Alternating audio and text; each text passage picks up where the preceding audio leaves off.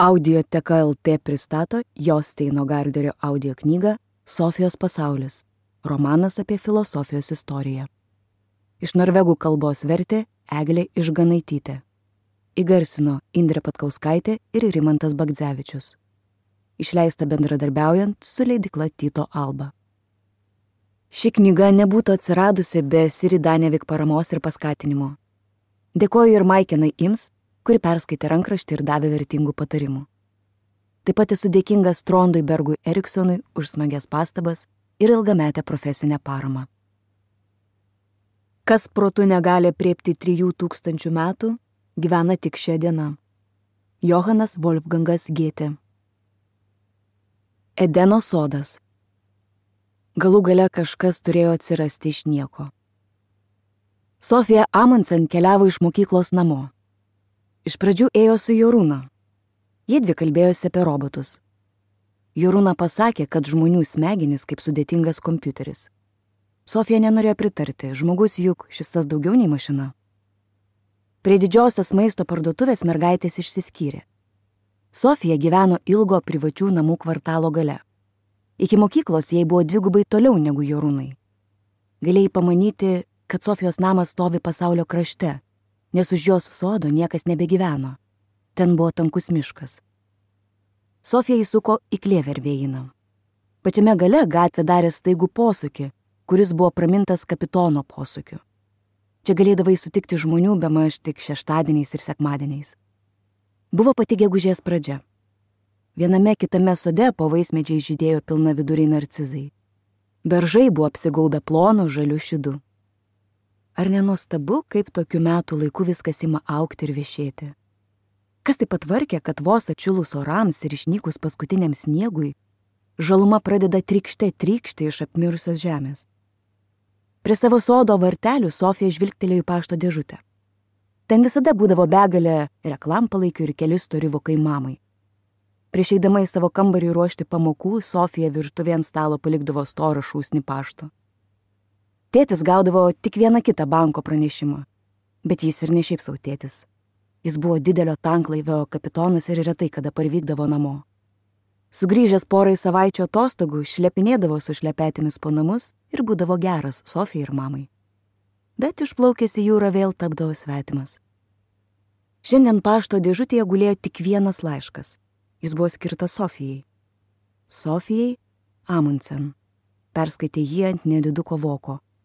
Klėvervėjino 3. Ir viskas. Siuntėjas nenurodytas. Ant laiško nebuvo net pašto ženklo. Vos uždariusi vartelius, Sofija atplėšė voką. Jame terado nedidelį lapelį, nė kiek nedidesnį už voką. Ten buvo parašyta: kas tu esi? Ir viskas. Laiškelėje nebuvo nei sveikinimo, nei siuntėjo vardo, tik 3 ranka rašyti žodžiai su didžiuliu klaustuku gale. Sofija dar kartą pažvelgė į voką. Na taip, laiškas iš tikrųjų jai. Bet kas jį įmetė į pašto dėžutę? Sofija skubėjo atsirakino raudono namo duris. Kaip įprastai, katė šerekana suskubo išnerti už krūmų, šokti ant laiptų ir įsmukti pro duris, dar nespėjus jų uždaryti. Kac.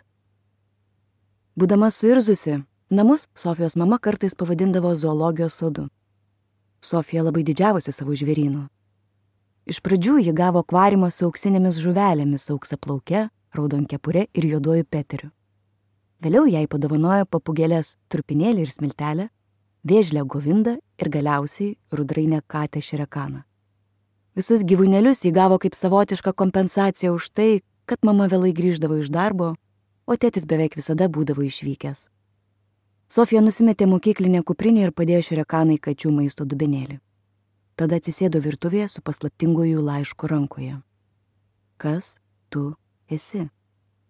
Kad ji žinotų. Suprantama, ji Sofija Amundsen. Bet kas tai yra? To ji dar nežino. O ką, jeigu jos vardas būtų kitoks?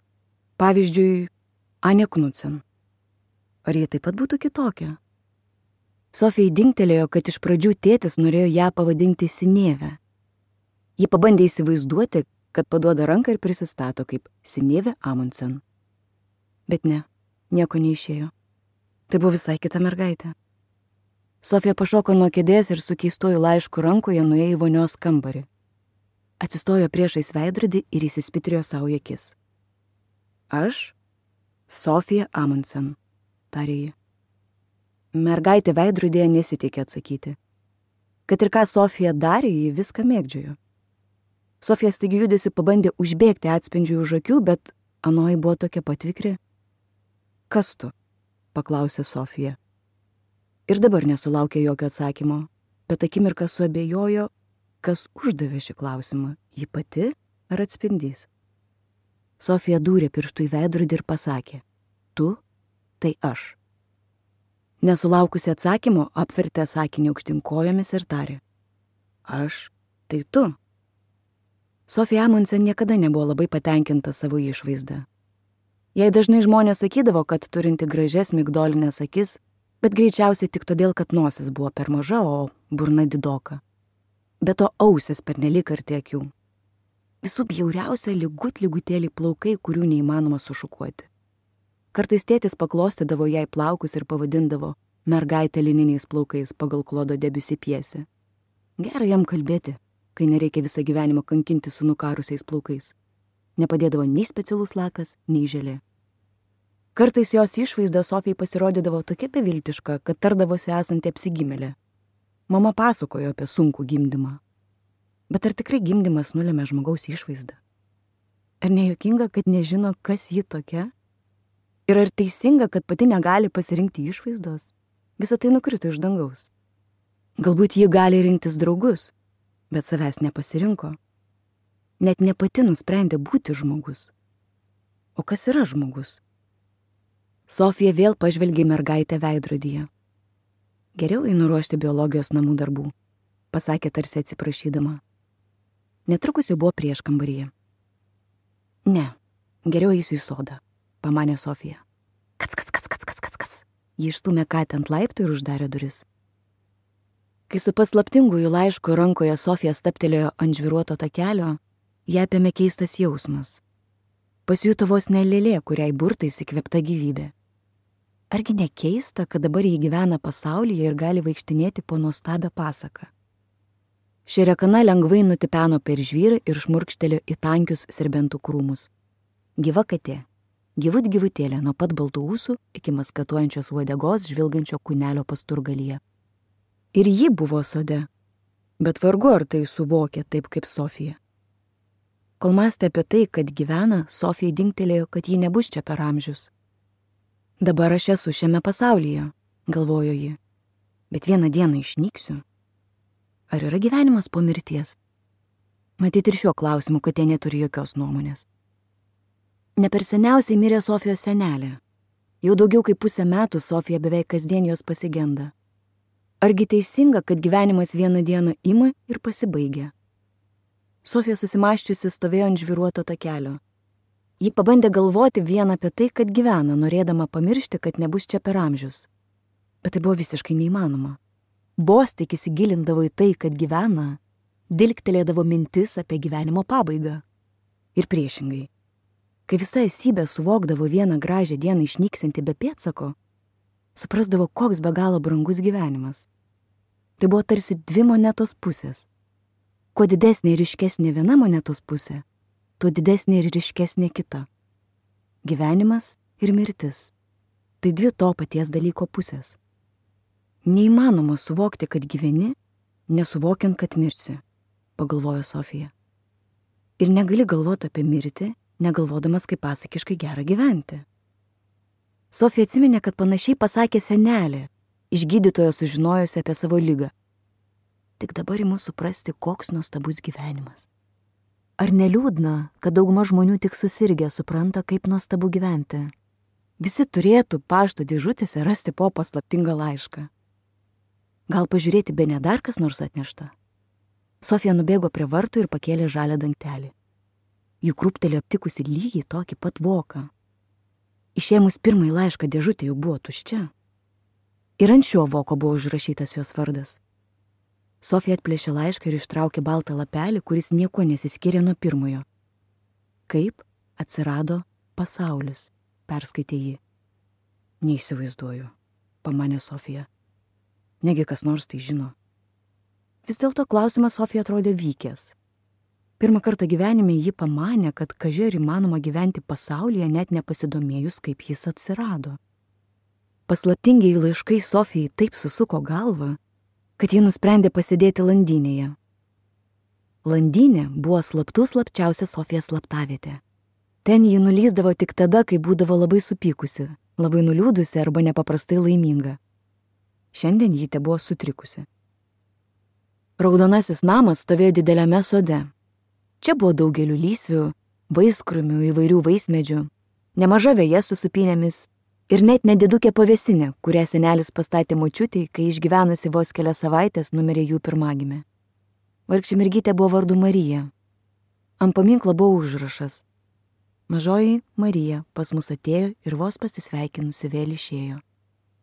Viename sodo krašte už aviečių krūmų augo tankus brūzgai, kurie nei žydėjo, nei vaisių vedė.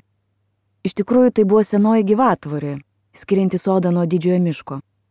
Kadangi jau 20 metų gyvatvorės niekas neprižiūrėjo, ji buvo virtusi neįžengiamų sąžalynų. Senelė pasakojo, kad karo metais, kai vištos laisvai vaikštinėdavo po visą sodą, gyvatvorė lapėms apsunkindavusi vištų medžioklę. Visiems išskyrus Sofiją senoji gyvatvorė buvo tokia pat bevertė kaip ir triušidės sodo gilumoje. Bet tik todėl, kad niekas nežinojo Sofijos paslapties. Kiek siekė Sofijos atmintis, jis žinojo gyvatvorėje esant siaurą angą. Įlindęs pro ją greitai pasiekdavai didelę ertmę tarp krūmų. Tai buvo tarsi mažas namelis. Ji galėjo būti tikra, kad niekas jos čia nesuras. Su 2 vokais rankoje Sofija nubėgo sodo pakraštin ir ropomis įlindo į gyvatvorę. Landynė buvo tokia erdvi, kad Sofija beveik galėjo tilpti stačia, bet jie atsisėdo ant storų šaknų. Iš čia galėjo žiūrėti pro 2 nedidukės properšas tarp šakų ir lapų. Nors nė viena skylutė nebuvo didesnė už 5 kronų monetą, visas sodas buvo kaip ant delno. Kai Sofija buvo maža, jai patikdavo žiūrėti, kaip mama ar tėtis jos ieško. Sodas Sofijai visada buvo atskiras pasaulis.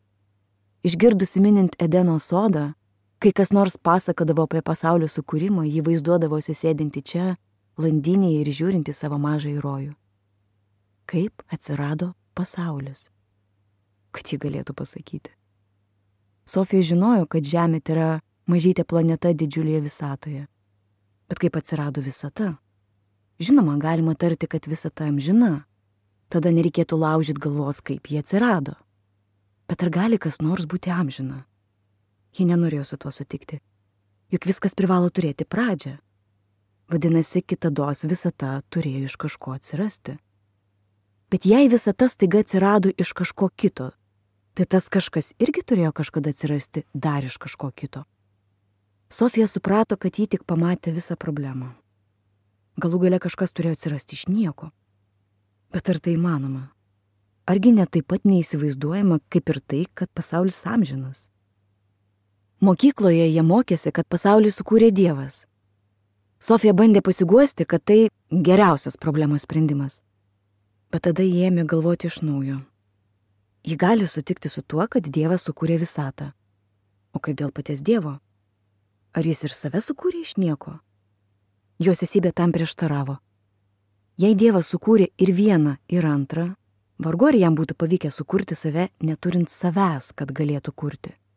Tai lieka viena galimybė – Dievas yra amžinas. Bet šią galimybę jie jau atmetė. Viskas privalo turėti pradžią. Prakeikimas. Ji vėl išėmė abu laiškus iš vokų. Kas tu esi? Kaip atsirado pasaulis? Kokie bjaurūs klausimai? Iš kur tie laiškai atsirado? Tai nemažiau paslaptinga. Kas išplėšė Sofiją iš kasdienybės ir paliko vieną su didžiosiomis visatos paslaptimis? Sofija 3 kartą nuėjo prie pašto dėžutės. Tik dabar laiškanešys buvo atnešęs šios dienos paštą. Sofija ištraukė storiausią pluoštą, kuriame buvo reklama, laikraščiai ir pora laiškų mamai. Gulėjo ir atvirukas su pietų paplūdimio vaizdu. Sofija apvertė jį. Norvegijos pašto ženklai ir antspaudas. Jungtinių tautų batalionas. Ar gali būti nuo tėčio? Bet jis juk visai kitame žemės krašte. Ir braižas ne jo. Sofija pajuto, kaip suvirpėjo širdis, kai perskaitė, kam adresuotas laiškas. Hildei Meller-Knack per Sofiją Amundsen, Kleverveino 3. Toliau ėjo tikslus adresas. Atviruke buvo parašyta: Miela Hilde, širdingai sveikinu tave 15 gimtadienio proga. Kaip supranti, noriu įteikti tau dovaną, iki kurios galėtum priaugti. Atleisk, kad atviruką siunčiu Sofijai. Taip buvo paprasčiau. Nuoširdžiausių linkėjimų nuo tėčio. Sofija parlėkė namo ir puolė į virtuvę. Savyje jautė šėlstant audrą. Kas toji Hildė, kuriai 15 metų suėjo tik prieš gerą mėnesį iki jos pačios 15 gimtadienio? Iš prieškambario Sofija atsinešė telefonų knygą. Čia buvo daug žmonių pavardę Melleris, buvo ir knagų. Tačiau visoje didžiulėje telefonų knygoje nebuvo nei vieno Mellerio knago. Ji dar kartą apžiūrėjo mįslingai atviruką. Na taip, jis tikras, su pašto ženklais ir antspaudais. Kam reikėjo tėvui siųsti sveikinimą Sofijos adresu, kai visiškai akivaizdu, kad jis skirtas kitam žmogui? Koks tėvas norėtų, kad jo duktė negautų sveikinimų ir siųstų jį nežinomais keliais? Kaip tai gali būti paprasčiau? Ir visų svarbiausia, kaip jai surasti Hildę. Taip Sofija iškilo dar viena problema, dėl kurios teko pasukti galvą. Ji vėl pabandė surikiuoti mintis. Tik per porą popietės valandų ji susidūrė su 3 paslaptimis. Pirmoji. Kas įmetė baltuosius vokus į jos pašto dėžutę? Antroji. 2 sudėtingi klausimai laiškuose. Trečioji paslaptis. Kas ta Hildė Meller-Knag ir kodėl Sofija gavo sveikinimą skirtą nepažįstamai mergaitai? Sofija buvo tikra, kad visos 3 paslaptys vienaip ar kitaip susijusios. Iki šiol nieko panašaus jai nebuvo nutikę. Skrybėlė. Viena, ko reikia norint tapti geru filosofu, yra sugebėjimas stebėtis. Sofija net neabejojo, kad anoniminių laiškų autorius vėl atsilieps.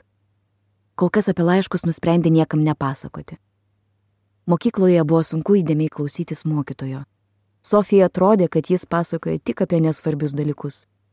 Kodėl jam nepakalbėjus apie tai, kas yra žmogus, arba kas yra pasaulis ir kaip jis atsirado? Sofija apėmė niekada anksčiau nepatirtas jausmas, kad ir mokykloje, ir visur kitur žmonės susirūpinę daugiau ar mažiau atsitiktiniais dalykais. Juk yra kur kas reikšmingesnių ir sunkesnių klausimų, kurie svarbesni už įprastus mokykloje dėstomus dalykus. Ar kas nors gali atsakyti į tokius klausimus? Šiaip ar taip Sofija atrodė svarbiau mąstyti apie juos, nei kaltinę taisyklingųjų veiksmažodžių formas. Kai nuskambėjo skambutis po paskutinės pamokos, ji taip greitai nėrė iš mokyklos kiemo, kad Jorūna turėjo pabėgėti, norėdama ją pasivyti. Po valandėlės Jorūna paklausė: Ar lošim vakare kortomis? Sofija gūžtelėjo pečiais. Manau, kad kortos manęs nebelabai traukia. Jorūna atrodė nukritusi iš mėnulio. Ne? Tai gal pažaisim badmintoną? Sofija nudūrė akis į asfaltą, po to žvilgtelėjo į draugę. Manau, kad ir badmintonas manęs netraukia. Ne, tai ne. Jorūnos balse Sofija pajuto liūdesio gaidelę. Tuomet gal papasakosi, kas tau staiga pasidarė daug svarbiau? Sofija papurtė galvą. Tai paslaptis. Tai paprasčiausiai įsimylėjai. Kurį laiką mergaitės ėjo tylėdamas. Prie futbolo aikštės Jorūna pasakė: Aš einu per aikštę. Jorūnai tai buvo tiesiausias kelias, bet per aikštę jie eidavo tik tada, kai skubėdavo, nes laukdavo svečių arba būdavo užsirašiusi pas dantų gydytoją. Sofija pasigailėjo įžeidusi draugę. Bet ką galėjo atsakyti? Kad staiga labai susidomėjo tuo, kas ji yra ir kaip atsirado pasaulis ir todėl nebeturi laiko žaisti badmintoną? Ar draugė būtų supratusi? Kodėl taip sunku domėtis pačiais svarbiausiais ir tarsi pačiais paprasčiausiais iš visų klausimų? Sofija pajuto, kaip krūtinėje suspurdėjo širdis atsiveriant pašto dėžutei. Iš pradžių ji ištraukė tik banko pranešimą ir keletą didelių geltonų vokų mamai. O ji taip tikėjosi naujo laiško nuo nepažįstamojo. Uždarydama vartelius, Sofija perskaitė savo vardą ant vieno didelio voko. Kitoje pusėje buvo užrašyta: Filosofijos kursas. Elgtis labai atsargiai. Sofija pasileido tekina žvyruotų takeliu ir ant laiptų nusimetė kuprinę. Kitus laiškus pakišo po kilimėliu, nubėgo į sodą ir pasislėpė landynėje. Didysis laiškas turėjo būti atplėšiamas tenai. Šerekana atidūmė iš paskos, bet tegu. Sofija buvo tikra, kad katė nieko neišplepės. Voke buvo 3 savaržėlė susekti mašinraščiai. Sofija pradėjo skaityti. Kas yra filosofija? Miela Sofija, visi žmonės turi skirtingus pomėgius. Vieni renka senas monetas arba pašto ženklus, kiti užsiima rankdarbiais, treti didžiąją laisvalaikio dalį skiria kuriai nors sporto šakai. Daug kas mėgsta skaityti. Bet skaitimas skaitimui nelygų. Vienas skaito tik laikraščius arba komiksus, kitam patinka romanai, o trečias teikia pirmenybę knygoms apie astronomiją, zoologiją ar technikos naujoves. Jeigu aš domiuosi arkliais arba brangakmeniais, negaliu reikalauti, kad visi kiti domėtųsi tuo pačiu. Jei įtemptai žiūriu per televiziją kiekvieną sporto laidą, turiu suprasti, kad kitam sportas gali atrodyti nuobodus. Tačiau ar yra kas nors, kas įdomu visiems, kas rūpėtų visiems žmonėms, nesvarbu, kas jie tokie arba kur gyvena?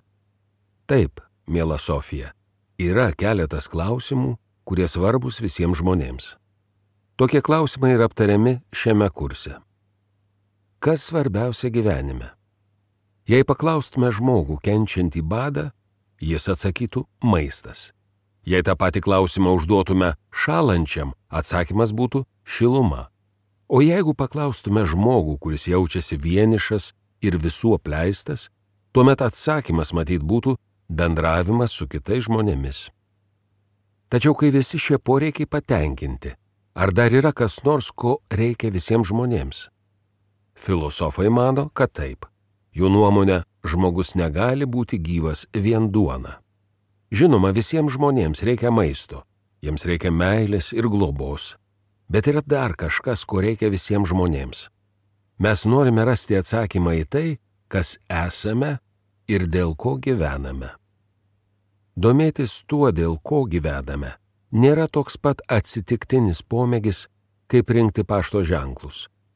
Besidomintis šiais klausimais žmogus nori išsiaiškinti tai, apie ką žmonės diskutuoja tiek laiko, kiek gyvena šioje planetoje. Kaip atsirado visata, žemė ir gyvybė, yra platesnis ir svarbesnis klausimas negu tai, kas laimėjo daugiausia aukso medalių praėjusių metų olimpiadoje. Geriausias būdas priartėti prie filosofijos – užduoti keletą filosofinių klausimų. Kaip sukurtas pasaulis? Ar už to, kas vyksta, slypi kokia nors valia arba prasmė? Ar yra pomirtinis gyvenimas? Kaip ieškoti atsakymų į tokius klausimus? Ir svarbiausia, kaip turime gyventi? Panašius klausimus žmonės kėlė visais laikais. Nežinome tokios kultūros, kurioje nebūtų domimasi tuo, kas yra žmonės arba kaip atsirado pasaulis. Iš esmės filosofinių klausimų, kuriuos galėtume užduoti, nėra tiek jau daug.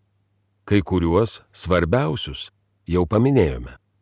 Tačiau istorija į mūsų užduotus klausimus pateikia daugybę skirtingų atsakymų. Kur kas lengviau užduoti filosofinį klausimą, nei į jį atsakyti. Ir šiandien kiekvienas žmogus privalo surasti savo atsakymus į tuos pačius klausimus. Neįmanoma pavarčius enciklopediją sužinoti, ar yra Dievas arba pomirtinis gyvenimas. Žinynas taip pat negali patarti, kaip gyventi. Tačiau susipažinus su kitų žmonių mintimis, lengviau patiems susidaryti požiūrį į gyvenimą. Filosofų tiesos ieškojimą būtų galima palyginti su detektyvinė istorija. Vieni žudikų laiko Anderseną. Kiti mano, kad tai Nilsas arba Jepsenas. Kai tai tikra kriminalinė mįslė, policija gali ją vieną dieną įminti. Žinoma, būna taip, kad paslapties atskleisti nepavyksta. Tačiau paslaptis vis tiek turi sprendimą. Net jei sunku atsakyti į kokį nors klausimą, galima tarti, kad klausimas turi vieną ir tik vieną teisingą atsakymą. Po mirties arba yra kokia nors būties forma, arba ne. Ilgainiui mokslas įminė nemažai senųjų mįslių. Kadaise buvo neįmenama mįslė, kaip atrodo tamsioji mėnulio pusė. Atsakymą į tokius klausimus sunku rasti diskutuojant, tad viską nulemdavo vaizduoti.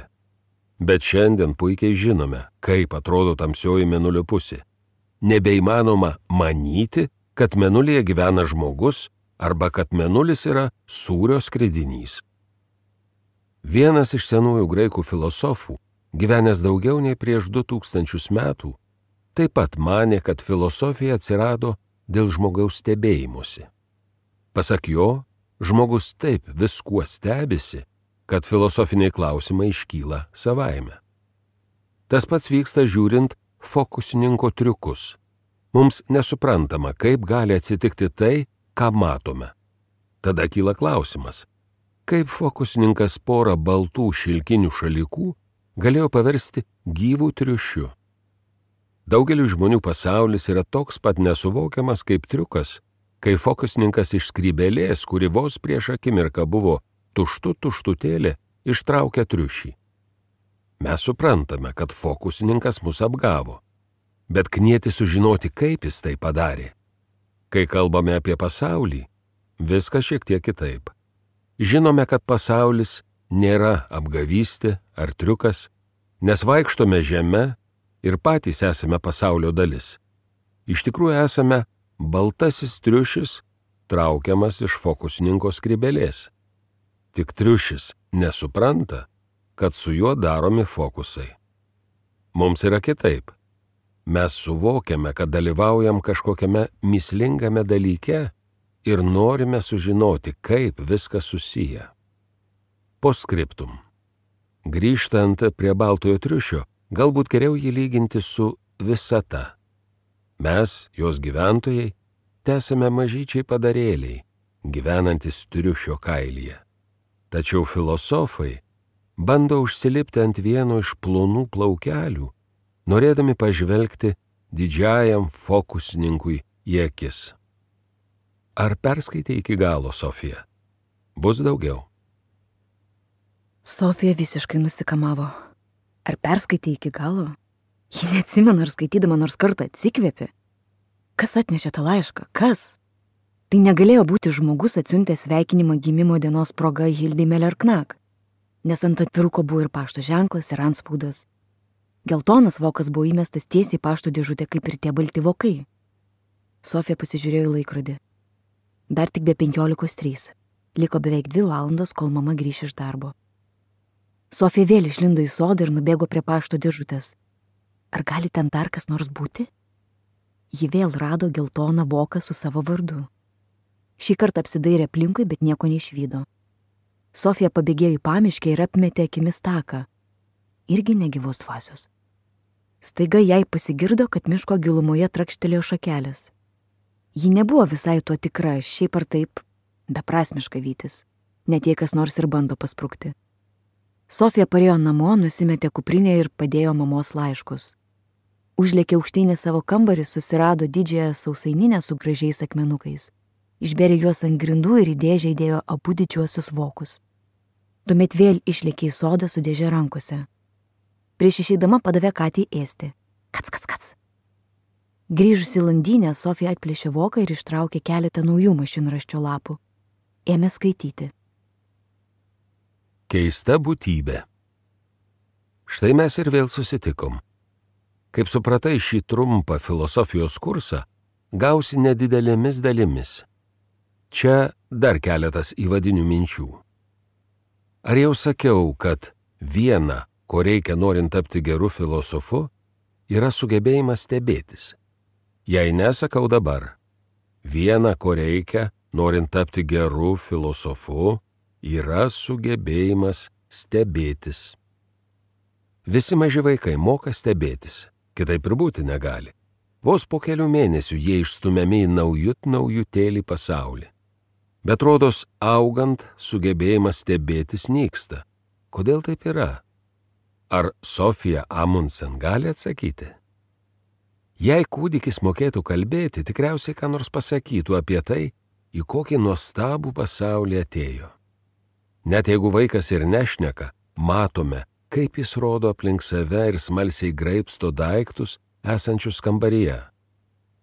Vėliau išmokęs tarti pirmuosius žodžius, Jis kaskart sustoja ir šaukia au, au, pamatė šunį. Vaikelis šokinėja vežimėlyje ir mostaguoja rankutėmis. Au, au, au, au. Kadangi esam jau įmetėję, mus galbūt vargina toks vaiko įkarštis. Taip, čia yra au, au, sakome mes, nebeturintys kuo stebėtis. Bet dabar nurimk. Mes nesame labai sužavėti, šunų matėme ir anksčiau.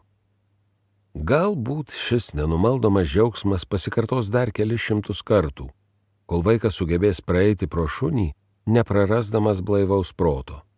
Arba pro dramblį, arba begemotą. Tačiau vaikas dar nebus išmokęs gerai kalbėti ir filosofiškai mąstyti, o pasaulis jam jau taps įpročiu. Kad ir kaip gaila.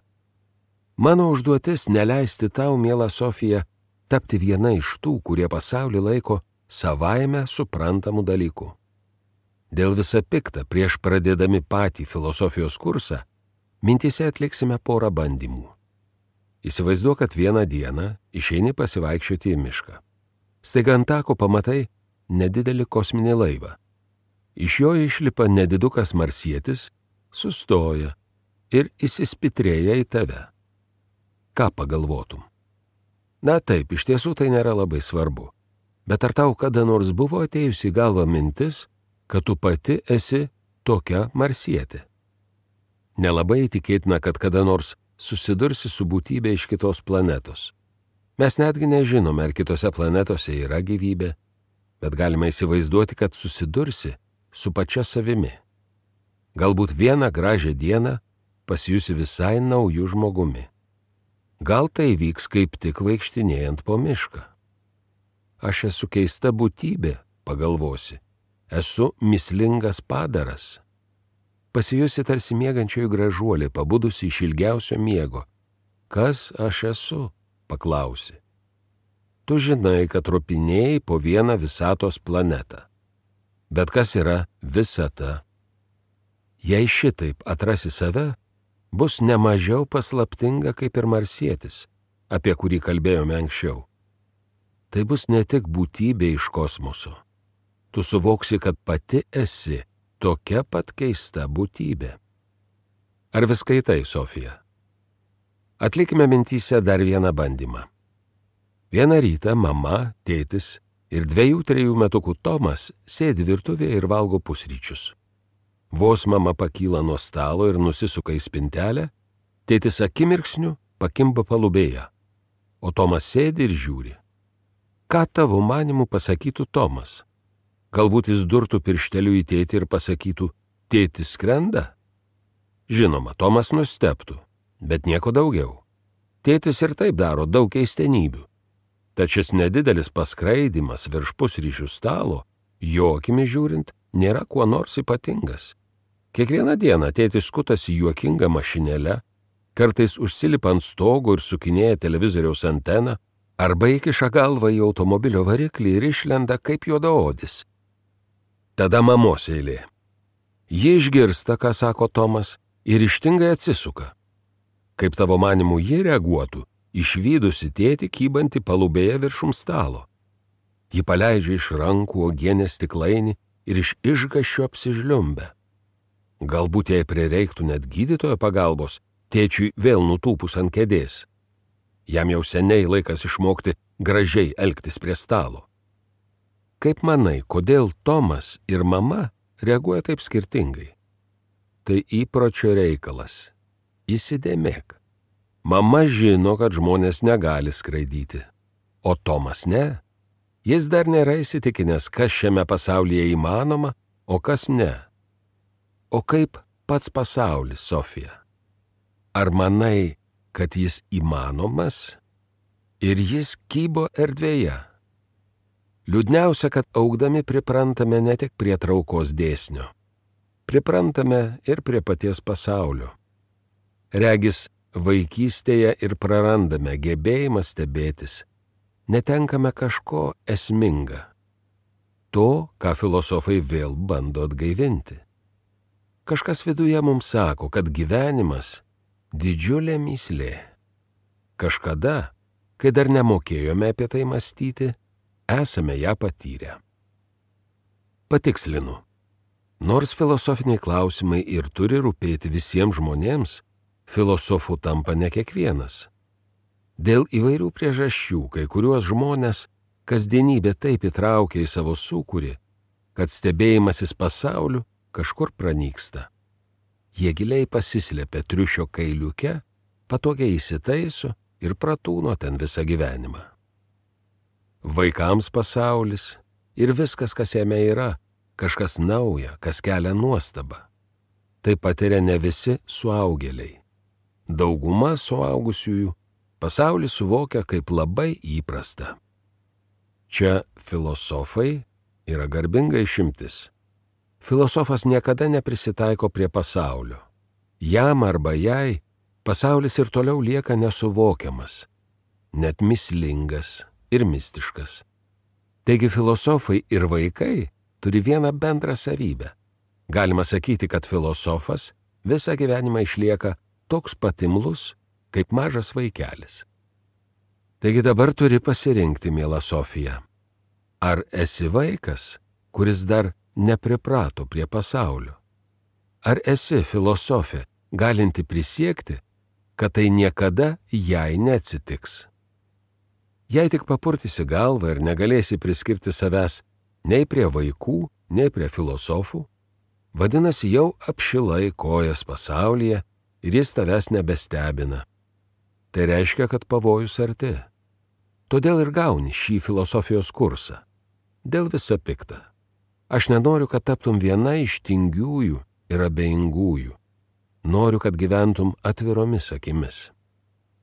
Šis kursas tau nieko nekainuos, tad negalėsi atgauti pinigų, jeigu jis kartais nutrūktų. Jei panorėtum sustoti, tavo valia. Tai reikia palikti man žinią pašto dėžutėje. Gyva varlė, kuo puikiausiai tiktų. Šiaip ar taip turėtų būti kas nors žalia. Tikiuosi, kad varlė mirtinai neišgąsdins laiškanešio. Trumpa santrauka. Iš tuščios fokusininko skrybėlės traukiamas baltas triušis. Tai ganėtinai didelis triušis, todėl šis triukas trunka milijardus metų. Visi žmonės užgimsta kailiuko paviršiuje. Tada jie sugeba stebėtis nesuvokiamų fokusininko menu, bet augdami lenda vis gilyn į triušio vilną. Ir ten pasilieka. Ten taip jauku, kad jie niekada neišdrįsta vėl ropštis plonaisiais plaukeliais į viršų. Tik filosofai ryžtasi pavojingai kelioniai kalbos ir būties ribų link. Vieni sustoja pakely, o kiti tvirtai įsikimba į plaukelius ir iš ten skelbia savo tiesą žmonėms, kurie sėdi minkštoje triušio vilnoje, gardžiai valgo ir geria. Ponios ir ponai, sako jie, mes sklendžiame per tuščią erdvę. Tačiau niekam iš sėdinčiųjų kailiuke nerūpi, ką šaukia filosofai. Fu, kažkokie triukšmadariai, sako jie. Ir vėl šnekučiuojasi. Gal paduotum sviesto? Koks šiandien banko akcijų kursas? Kokia pomidorų kaina? Ar girdėjai, kad ponia D vėl laukiasi? Kai pavakarį grįžo mama, Sofija buvo kaip apdujusi. Dėželė su mįslingojo filosofo laiškais saugiai gulėjo landynėje. Sofija ketino imtis namų darbų, bet tebesėdėjo ir mąstė apie tai, ką perskaitė. Kiek daug dalykų, apie kuriuos ji lig šiol nesusimąstė. Ji nebe vaikas, bet ne visai suaugusi. Sofija suprato, kad jau pradėjo ropoti į tankų triušio, kuris traukiamas iš juodos visatos skrybėlės kailį. Bet filosofas ją sustabdė. Jis, o gal ji, nutvėrė ją už pakarpos ir užtraukė ant to paties plaukelio, kur kadaise žaidė būdama maža. Iš aukštai, iš plonyčio plaukelio viršūnės ji vėl regi pasaulį tokį, tarsi matytų pirmą kartą. Filosofas ją išgelbėjo be jokios abejonės. Nepažįstamasis laiškų autorius išgelbėjo ją nuo kasdienybės abejingumo. Kai apie 5 valandą parėjo mama, Sofija nusivedė ją į kambarį ir pasodino ant kėdės. Mama, ar tau netrodo, kad gyvenimas keistas? Paklausė ji. Motina taip suglumo, kad nebežinojo, ką atsakyti. Kai ji pareidavo namo, Sofija paprastai ruošdavo namų darbus. Kaip čia pasakius, tarė ji. Kartais? Kartais? Aš turiu galvoje, ar tau neatrodo keista, kad pasaulis išvis yra? Sofija, nekalbėk šitaip. Kodėl ne? Gal tau atrodo, kad pasaulis visiškai normalus? Bet jis toks ir yra, bent didžioji dalis. Sofija suprato, kad filosofas teisus. Suaugusiai pasaulį laiko savaime suprantamu. Kasdienybė juos visiems laikams užliuliavo miegančiosios gražuolės miegu. Tu jau apšilai kojas pasaulyje ir jis tavęs nebestebina, pasakė ji. Ką čia kalbi? Sakau, kad per daug pripratai prie pasaulio. Kitaip tariant, visai apakai. Ne, aš draudžiu šitaip su manim kalbėti, Sofija. Tuomet pasakysiu kitais žodžiais. Tu patogiai įsitaisei balto triušio kailyje. Triušio, kuris kaip tik šiuo metu traukiamas iš juodos visatos skrybelės. Netrukus tu užkaisi bulves. Paskui skaitysi laikraščius ir po vakarienės valandėlę nusnūdusi žiūrėsi vakaro žinias. Motinos veide šmėštelėjo susirūpinimas. Ji iš tiesų nuėjo į virtuvę ir užkaitė bulves. Netrukus grįžo į kambarį ir pasodino Sofiją ant kėdės. Turiu su tavim šitą aptarti, tarė ji. Iš balso Sofija suprato, kad kalba bus rimta. Tikiuosi, niekada nesisvaiginusis narkotikais, vaikeli. Sofija tik nusijuokė, bet suprato, kodėl šis klausimas užduotas dabar. Ar išprotėjai, pasakė ji. Na, jų žmonės tik dar labiau aptingsta. Ta popietė daugiau nebuvo kalbama nei apie narkotikus, nei apie baltus triušius. Mitai. Gėrio ir blogio jėgų pusiausvyra nepastovi. Kitą rytą laiško pašto dėžutėje nebuvo. Sofija vos ištvėrė ilgą dieną mokykloje. Per pertrauką stengėsi prisimėlinti Jorūnai. Eidamos namo mergaitės ėmė planuoti žygį su palapinėmis, kai tik pradžius miškas. Pagaliau Sofija galėjo patikrinti pašto dėžutę. Iš pradžių atplėšė mažą laiškelį antspauduotą Meksikoje. Tai buvo atvirukas nuo tėčio. Rašė, kad ilgisi namų ir kad pirmą sykį pavyko laimėti šachmatų partiją prieš vyriausiąjį šturmaną. Be to jau beveik perskaitęs tos 20 kilogramų knygų, kuriuos išsivežė po žiemos atostogų. Ten dar gulėjo geltonas vokas su jos vardu. Sofija užnešė mokyklinę kuprinę ir paštą namo ir nubėgo į landinę. Išsitraukė keletą naujų mašinraščio lapų ir puolė skaityti. Mitinis pasaulėvaizdis. Sveika, Sofija. Turime daug ką aptarti, tad iškart ir pradėkime. Filosofiją vadiname visiškai naują mąstymo būdą, kuris atsirado Graikijoje apie 600 metus prieš